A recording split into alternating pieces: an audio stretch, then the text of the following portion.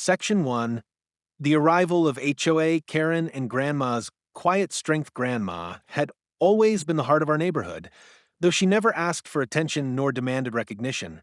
She simply lived with quiet dignity in the small, ivy-wrapped house she had inherited from her parents, a home that had seen generations pass through its creaky doors and settle into the comfort of its porch swing, a home that smelled faintly of lavender and earth because Grandma's hands were always deep in the soil, tending to roses, sunflowers, tulips, and the ever-growing collection of colorful plants that had long since overflowed her backyard and spilled out into the front lawn like a vibrant quilt stitched together by nature itself, every patch bursting with a different hue, a different fragrance, a different reminder that life could be joyful if you chose to make it so.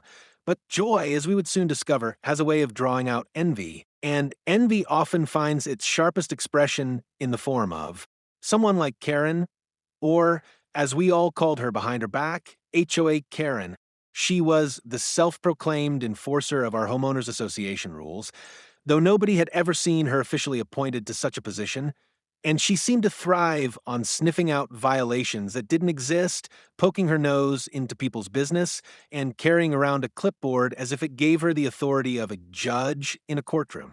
For weeks, she had been circling Grandma's house, muttering disapproval whenever she passed by, narrowing her eyes at the painted garden gnomes tucked between the marigolds, the mismatched flower pots Grandma had picked up at flea markets, and the fluttering ribbons tied to the trellises that caught the wind and shimmered like little flags of celebration. To Karen, all of this was messy, unregulated, against the HOA guidelines, though no one could quite figure out where these supposed guidelines existed, because whenever someone asked to see a copy, Karen would wave her hand and say, "Oh, it's common sense, everyone knows." The truth was that Karen's house, stark and beige and devoid of personality, was the exact opposite of Grandma's: trimmed hedges, a lawn that looked like it had been ironed flat, and no sign of life except for two identical concrete planters by the door that held sad, drooping shrubs. And when she looked at Grandma's garden, bursting with wild colors and laughter and charm, she saw not beauty but competition, not warmth but a challenge to her narrow vision of neatness. The conflict truly began one bright Saturday morning when Grandma, wearing her favorite straw hat decorated with a pink ribbon and her mismatched gardening gloves, one floral, one striped because she had long since stopped caring about appearances, was bent over her flower beds, humming an old tune, when Karen marched up the driveway with her clipboard like a general preparing for battle. "Excuse me, ma'am," Karen said, her voice dripping with condescension, "but this display is becoming a problem." Grandma straightened, wiping sweat from her forehead with the back of her glove, and looked at Karen with the calm, patient eyes of someone who had raised 5 children, survived hardships, and knew better than to be rattled by petty complaints. "A problem?" she asked softly, her lips curving into the faintest smile. "Yes, a problem," Karen insisted, pointing at the garden as though it were a crime scene. "Your yard is too colorful. It's disruptive to the aesthetic standards of the neighborhood. People are talking. It's embarrassing." Embarrassing, that was the word she used, and it hung in the air like a sour odor. Embarrassing to whom? To her, of course, because the other neighbors often slowed their cars when they passed Grandma's house, some even stopping to compliment her, to ask for gardening tips, to take pictures of her sunflowers that stretched tall and proud against the sky.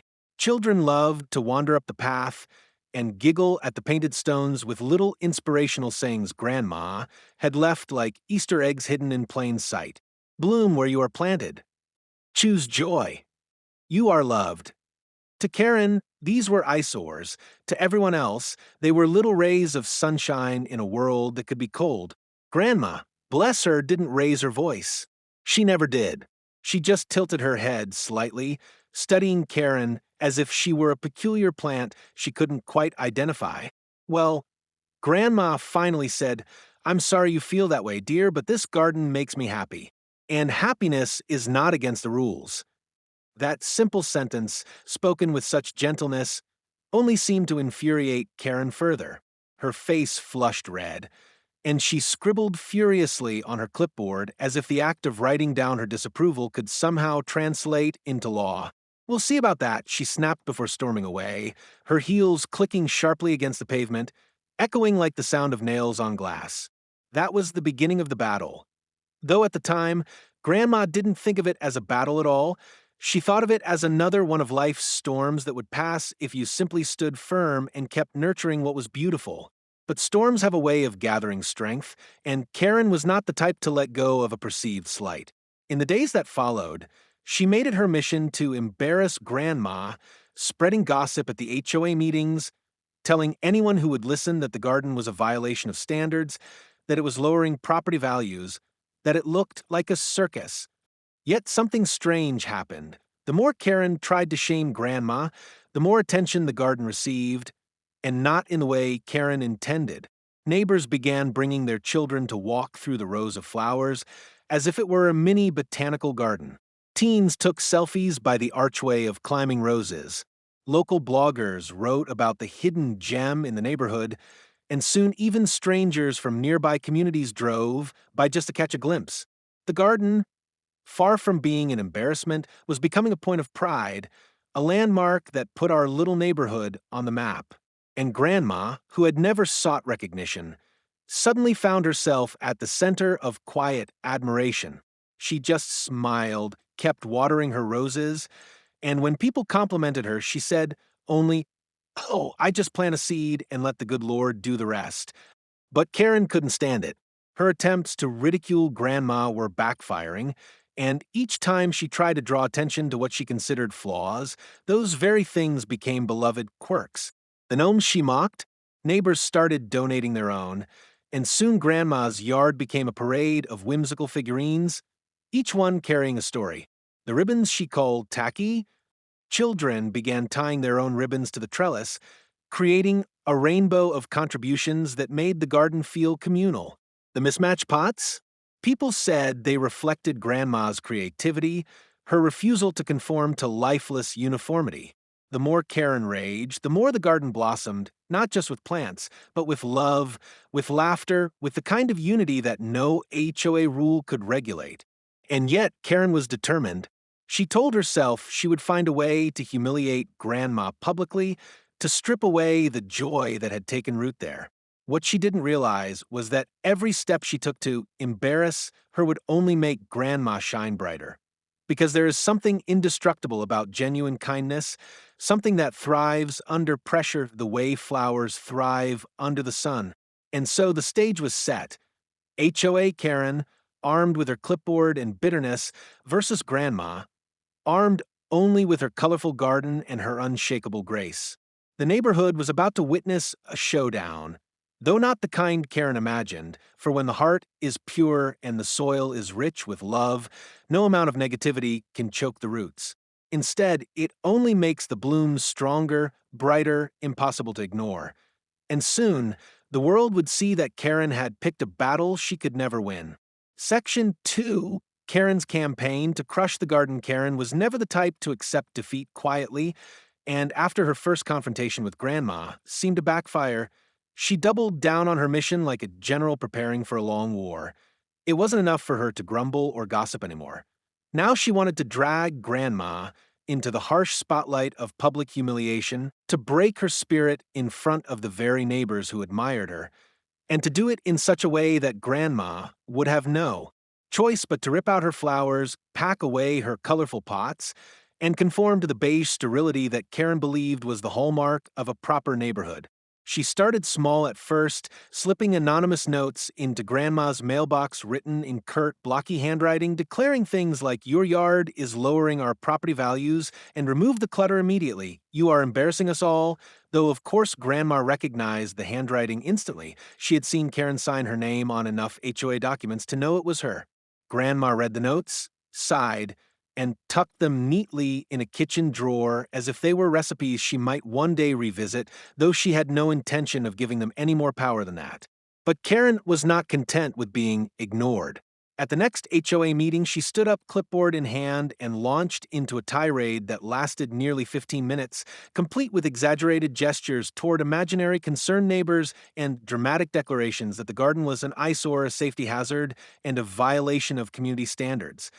Several of us were there that evening, and I'll never forget the way the room shifted. Some people fidgeted uncomfortably, clearly embarrassed by Karen's hostility, while others whispered to one another, rolling their eyes as though they'd heard the song before. One elderly neighbor even muttered under her breath, if only her shrubs had half the personality of that garden, she wouldn't be so bitter. Still, Karen pressed on, insisting that the HOA fine Grandma if she refused to comply. When the HOA president gently reminded Karen that there was no official rule prohibiting colorful gardens, Karen's face flushed crimson, and she snapped, "Well, there should be. This is supposed to be a respectable neighborhood, not a carnival." The word carnival stuck in everyone's mind, not as Karen intended, but in a way that sparked amusement, even affection. Soon after, several neighbors jokingly began referring to Grandma's place as the Carnival House, and instead of being an insult, it became a badge of honor, a symbol of joy and vibrancy in contrast to the bland sameness around it. Children begged their parents to visit the Carnival Garden, and parents obliged, secretly grateful, for a place that reminded them of simpler, happier times. Karen's attempt to shame had once again turned into free publicity. But Karen was relentless, and when gossip and public scolding failed to bring Grandma down, she tried a different tactic: official complaints. One by one, she filed grievances with the City Code Enforcement Office, claiming that Grandma's yard was overgrown, that it harbored pests, that the bright paint on the flower pots was a visual disturbance. Each time, a weary city inspector would come out, clipboard in hand, only to find a pristine, lovingly cared for garden that posed no violations whatsoever. They would chat with Grandma, often leaving with a smile and a compliment about her roses, while Karen lurked in the distance, watching with arms crossed and lips pursed so tightly it looked painful. After the third failed complaint, the inspector even shook his head and muttered, "Some folks just don't like beauty, I guess," before reassuring Grandma that she had nothing to worry about. Word spread quickly through the neighborhood, not about the supposed violations, but about Karen's repeated attempts to sabotage an elderly woman who had done nothing but share her love of flowers with the world. The tide of public opinion turned sharply against Karen. Neighbors who once avoided her began openly mocking her efforts, and whenever she walked by Grandma's house, she could feel their eyes on her, not with admiration, but with judgment, with the kind of quiet ridicule that stings far more than direct confrontation. Yet even this did not deter her, because Karen's pride was at stake, and pride, when bruised, often transforms into obsession. Determined to strike harder, Karen devised her boldest scheme yet, a neighborhood inspection day. Claiming she wanted to improve standards for everyone, she persuaded the HOA board to authorize a walkthrough of each property, with Karen herself leading the charge. She timed it perfectly for a Saturday morning when she knew most neighbors would be home, hoping to turn the inspection into a public spectacle, a parade of judgment where she could shame Grandma in front of everyone. Flyers were slipped under doors announcing the event, and whispers spread quickly. Some people groaned, others rolled their eyes, but many were curious to see what would happen. Grandma, however, remained unfazed. "If they want to walk through my garden, let them," she said, tying her pink ribbon onto her straw hat with the same calm grace she always carried. Flowers don't bloom to please everyone. They bloom because it's their nature. Those words, so simple and profound, became a quiet mantra for the family as we prepared for inspection day, a day that Karen believed would be her victory march. When the morning arrived, the neighborhood gathered like spectators at a theater, lining the sidewalks as Karen strutted down the street with a clipboard and a small entourage of HOA board members trailing behind. She wore her sharpest blazer, her hair pulled tight into a bun, and her expression set in a look of smug determination, as though she were about to expose the greatest scandal in history. House by house, she pointed out minor details: a hedge that needed trimming here, a mailbox that leaned slightly there, scribbling furiously as though the weight of the community rested on her shoulders. But when she reached Grandma's property, the atmosphere shifted. Instead of gasps of disapproval, there were murmurs of delight. The garden at that very moment was in full bloom, as if nature itself had conspired to put on a show. Rows of tulips stood like soldiers in bright uniforms of red and yellow. Sunflowers turned their faces toward the sun, tall and golden. Butterflies flitted through the air, landing gracefully on petals like living ornaments. The gnomes seemed to smile mischievously from their posts, while the ribbons on the trellis danced in the morning breeze. Neighbors leaned closer, smiling, pointing, whispering words of admiration. Children clapped their hands. Even some of the HOA board members couldn't help but mutter, "It's beautiful," under their breath.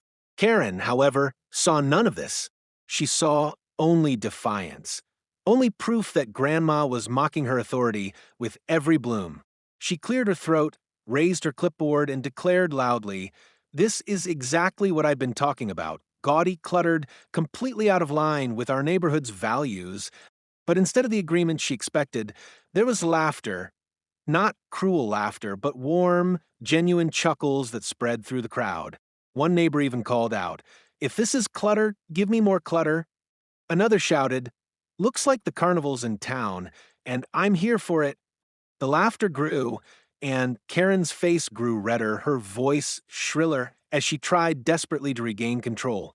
But the harder she pushed, the more the crowd resisted, until finally someone said what everyone was thinking, "Karen, you're the only one embarrassed here." The words landed like a hammer, shattering the fragile illusion of authority Karen had tried to maintain. She sputtered, scribbled something meaningless on her clipboard, and stormed away, her heels clicking like angry punctuation marks on the pavement. Grandma, meanwhile, simply smiled, adjusted her hat, and continued tending to her roses as though nothing had happened. The crowd dispersed, still laughing, still murmuring their admiration, and that evening, several neighbors came by with small gifts, a packet of seeds, a painted rock, a colorful ribbon, adding their own touches to the garden as a symbol of solidarity. What Karen had intended as a day of humiliation had instead become a celebration, a turning point that bound the neighborhood closer to Grandma and her flowers than ever before. But Karen, humiliated and boiling with rage, was far from finished. If anything, the failed inspection only deepened her obsession, and as she retreated into her beige, lifeless house, she vowed to escalate her campaign, to pull every string, to wield every ounce of influence she had left until Grandma's garden was destroyed once and for all. What Karen didn't realize, however, was that the more she tried to uproot Grandma's joy, the deeper those roots grew, entwined with the love and loyalty of an entire community, preparing for a showdown that would make the inspection day look like a mere rehearsal for the true battle to come. P-Section 3, Sabotage and the Rise of Allies After the Failed Inspection Day. Karen's obsession with destroying Grandma's garden intensified to a near-manic level, and she began devising schemes that were far more underhanded than public complaints or HOA meetings. She walked the streets in the dead of night, clipboard tucked under her arm, spying from behind hedges, snapping pictures with her phone, and jotting down every little imperfection she could conjure in her mind as a violation, even going so far as to fabricate stories about alleged safety hazards, claiming the garden could be hiding snakes or attracting dangerous insects, though anyone who actually visited would see only hummingbirds, bees, and butterflies working in perfect harmony with the flowers. She even tried to bribe the local landscaper, offering to pay him extra if he would point out problems and exaggerate them to city officials. But the man, a good-hearted fellow who had worked in the neighborhood for decades, shook his head and said, "Ma'am, this garden is a work of art. I couldn't lie about it, even if you paid me double." Infuriated, Karen began to grow desperate, moving from subtle harassment to overt sabotage. She spread rumors that the irrigation system Grandma installed was faulty, hoping someone would complain to the HOA about standing water or unsafe conditions. She contacted a local garden club under the guise of concern, suggesting that Grandma's colorful pots were somehow non-compliant with their aesthetic standards, and she even tried sneaking into the backyard one evening to remove a particularly flamboyant sunflower that towered over the others, only to be caught by Grandma's cat, a spry calico named Marmalade, who hissed and swatted Karen's hand so hard she yelped and ran away, leaving her dignity and her gloves behind in the flower bed. Each failed attempt only strengthened Grandma's resolve. She laughed quietly to herself at Karen's antics and used them as opportunities to teach me and the neighborhood children about resilience, kindness, and the joy of nurturing something beautiful even when others seek to destroy it. Grandma would say, "Sometimes the weeds are loud, but they don't stop the flowers from growing." And her words became a mantra, repeated by neighbors who had grown tired of Karen's pettiness and wanted to stand beside the woman who had brought so much color and life to their streets. As Karen escalated, something unexpected happened. The neighborhood, which had mostly watched from a distance, began to take action. One by one, people who had admired Grandma's garden quietly began offering help, volunteering to water the plants during hot spells, bring extra soil and compost, or even donate old garden ornaments they no longer needed. Local teenagers, initially curious visitors to the carnival garden, began creating small handmade signs to add to the whimsical display, each one signed with their names as a subtle show of solidarity. The neighborhood book club offered to hold a meeting in the garden, promising to discuss stories about resilience and kindness while surrounded by Grandma's flowers. Even the local cafe, known for its cautious neutrality, put up a small flyer celebrating Grandma's garden as a hidden gem, encouraging people to stop by and find a moment of joy. The more Karen tried to intimidate and control, the more the community rallied around Grandma, drawn not just by the beauty of the garden, but by the principle of standing up against needless cruelty.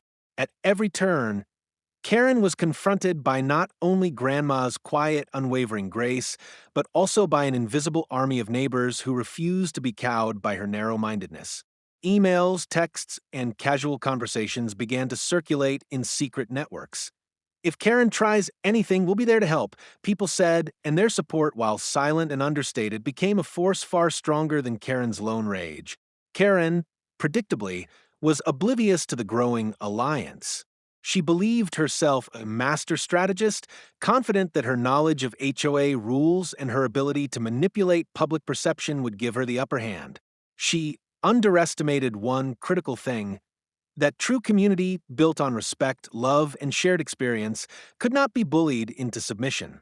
One evening, in a particularly bold move, Karen decided to sabotage the garden more directly. She placed a large bag of fertilizer near the edge of the property, intending to dump it over the flower beds to destroy the delicate balance of nutrients Grandma had meticulously maintained for decades. What she did not anticipate was the careful attention Grandma paid to every inch of her garden. She had installed motion sensor lights to prevent critters from getting in, and the lights alerted Grandma's neighbor, Mr. Patel, a retired engineer who lived next door, who rushed over just in time to confront Karen with a flashlight and affirm, "What do you think you're doing?" Caught red-handed, Karen tried to mumble an excuse, but the more she spoke, the more ridiculous her explanations sounded. Mr. Patel, joined by several other neighbors who had gathered after noticing the commotion, escorted Karen off the property and made it clear that any further attempts at trespassing would result in legal action.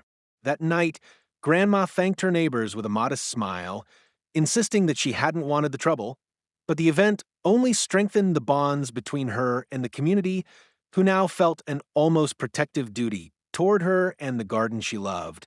Meanwhile, Karen became increasingly erratic, her frustrations simmering into paranoia.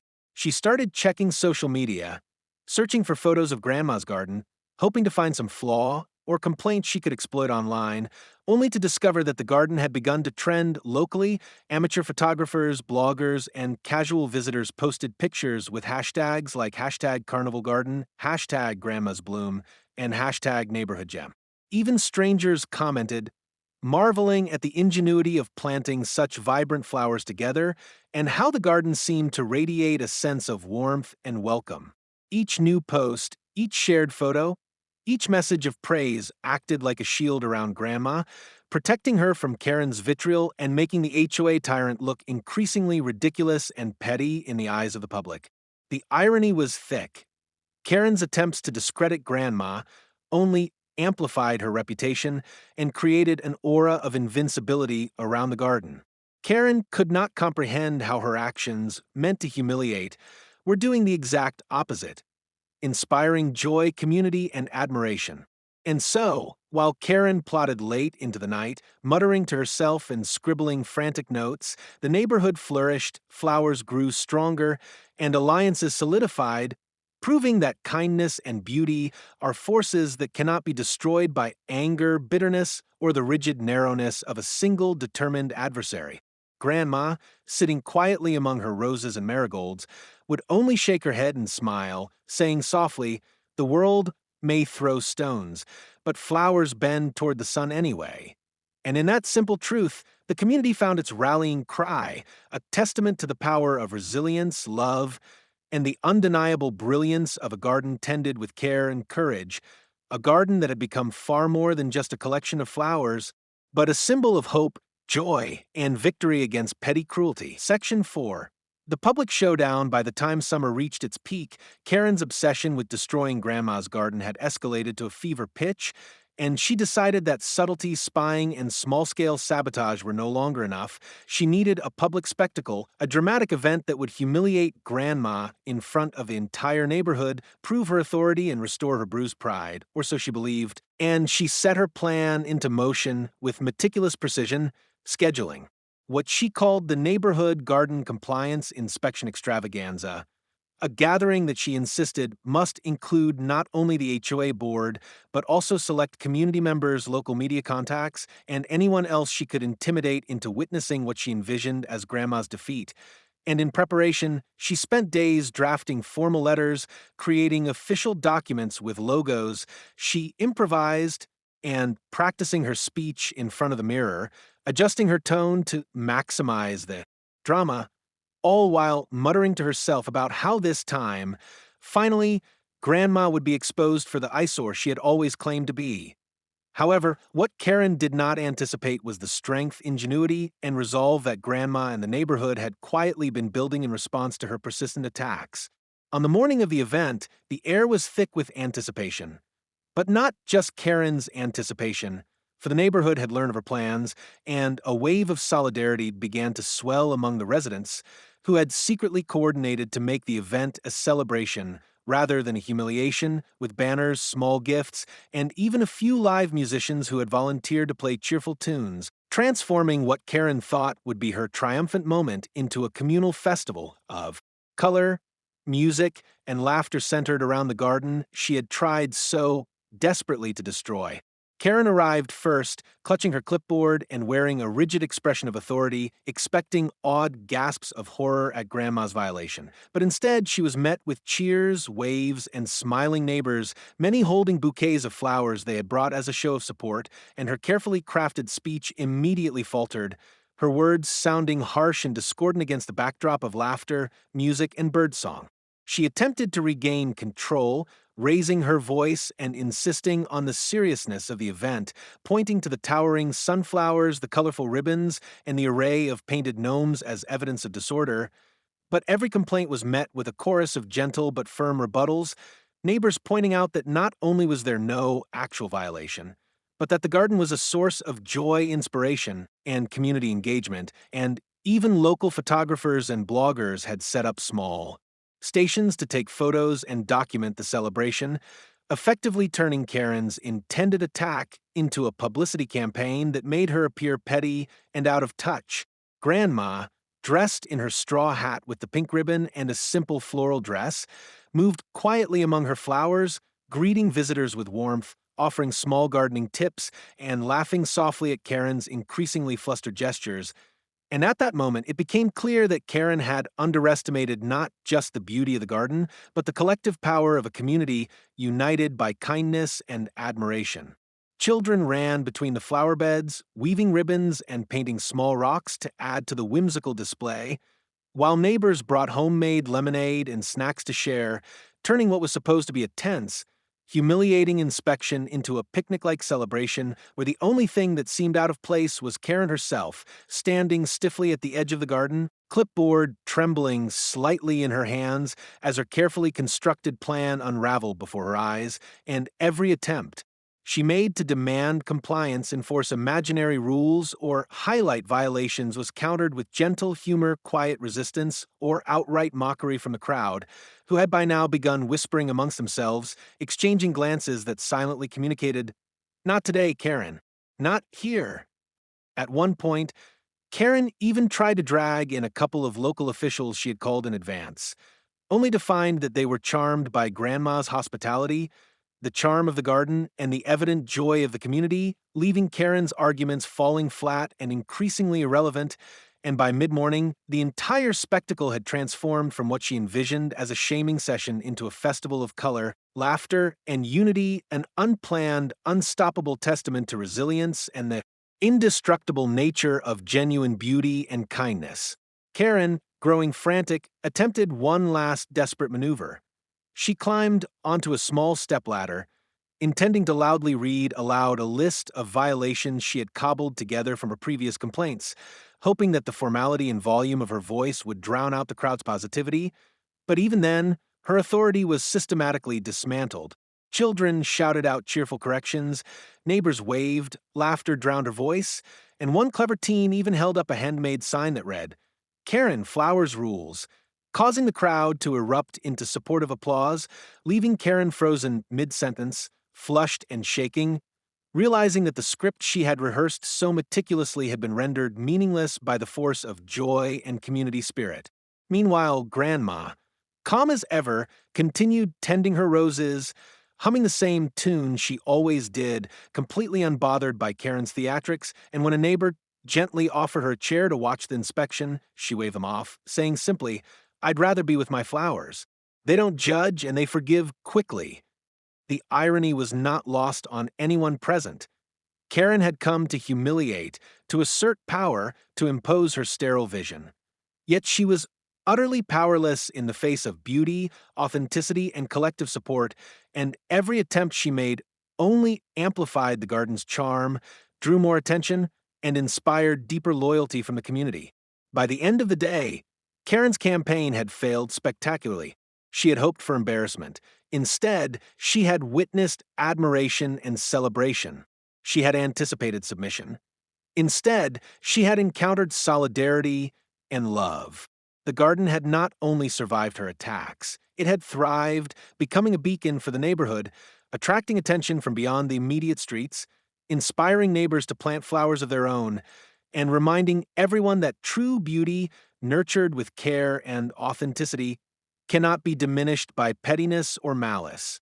Karen left the event, defeated, clutching her clipboard like a relic, while Grandma waved cheerfully, smiling as the community continued to laugh, share stories, and tend to the flowers, and it became evident that Karen had underestimated the transformative power of a colorful garden tended with love, the strength of quiet resilience, and the undeniable truth that kindness, joy, and beauty always find a way to triumph over negativity, cruelty, and narrow-mindedness, setting the stage for the final resolution in which the garden's victory would be cemented, Karen's influence permanently diminished, and the neighborhood forever bound by the story of the woman who refused to let her flowers be stolen, no matter how fierce the opposition. Section 5, Triumph and Legacy. After the public showdown, Karen's confidence was shattered, and though she tried to convince herself she would return with a new plan, the reality of her repeated failures began to weigh heavily on her, for she had underestimated not only Grandma's patience and skill, but the unwavering loyalty and collective power of the neighborhood that had rallied around her, and as days turned into weeks, Karen's attempts to intimidate, manipulate, and sabotage became increasingly pathetic and transparent, leaving her isolated and mocked in quiet whispers among neighbors who had once only tolerated her. And even those few HOA board members who had been sympathetic to her initially began to distance themselves, recognizing that her obsession had crossed the line from concern to cruelty. Meanwhile, Grandma's garden continued to flourish in ways that even she could not have fully predicted, the sunflowers standing taller with each passing day, their golden, heads turning to face the sun as if celebrating the victory of resilience, the marigolds creating a fiery carpet across the flower beds, the roses emitting intoxicating fragrance that drew bees, butterflies, and visitors alike, and the ribbons and painted stones left by neighbors and children weaving a tapestry of shared joy, turning the yard into a living, breathing monument to patience, kindness, and the defiance of unnecessary hostility, while the community that had once watched cautiously from a distance now felt intimately connected to the garden's success, checking in daily to water, trim, or simply sit quietly among the flowers, reflecting on the lessons they had learned about courage, compassion, and standing up for what is right, even in the face of irrational authority. And as word of the garden's vibrancy spread beyond the neighborhood, Grandma's home became a symbol not just locally but regionally, appearing in social media posts, local news features, and even gardening blogs that praise the combination of color, creativity, and community involvement, cementing the idea that beauty nurtured with love can inspire far more than rules or regulations ever could. Karen, increasingly desperate and humiliated, tried to rally one last complaint to the HOA, sending an elaborate document filled with exaggerated accusations and misleading photographs. But by this time, the board had grown weary of her antics. The neighbors had united to provide counter evidence, and even local authorities familiar with the garden and Grandma's dedication dismissed the complaint as baseless, leaving Karen powerless and visibly shaken as she realized that her campaign to destroy the garden had backfired spectacularly, enhancing its reputation and uniting the community around a woman she had sought to embarrass.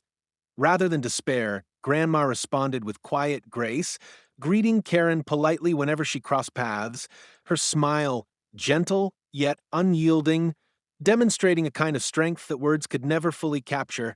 And while Karen's fury simmered silently, it no longer held sway over the neighborhood or the garden she had tried to dominate.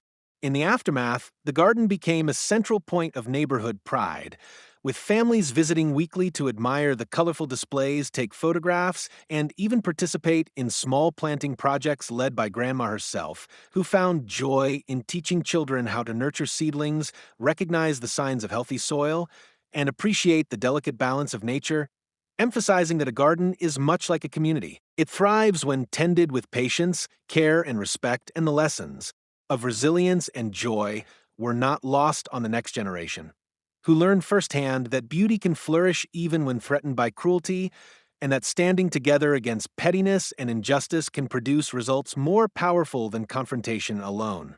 Local festivals began featuring parts of Grandma's garden, and her story inspired neighboring communities to cultivate similar spaces, creating a ripple effect of color, creativity, and kindness that extended far beyond the original street, turning what was once a private sanctuary into a beacon of hope and inspiration.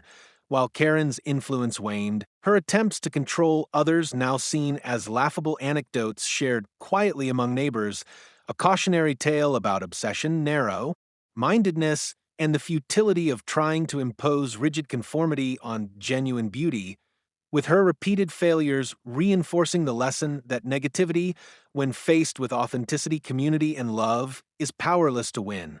Grandma herself remained humble, tending her flowers as always, offering a gentle word or a piece of advice to anyone who asked, never boasting about the garden's newfound fame or the community's loyalty, and yet everyone around her knew that her victory was complete, a triumph of perseverance and grace over pettiness and hostility. And in the quiet moments of sunrise and sunset, when the first light hit the dew-covered petals and the evening shadows draped themselves over the vibrant colors, the garden seemed to glow with a life of its own, a living testament to the power of resilience, patience, and the undeniable truth that kindness and beauty, once planted, can grow beyond the reach of anyone who tries to tear them down, leaving a legacy that would endure for generations, and a story that would be told over and over again. How HOA Karen tried and failed to embarrass an elderly woman, and how, in the process, a colorful garden became a symbol of joy, strength, and the unbreakable bonds of a community united against cruelty, proving once and for all that true beauty cannot be contained, that joy cannot be silenced, and that in the end, flowers like kindness and courage always find a way to bloom.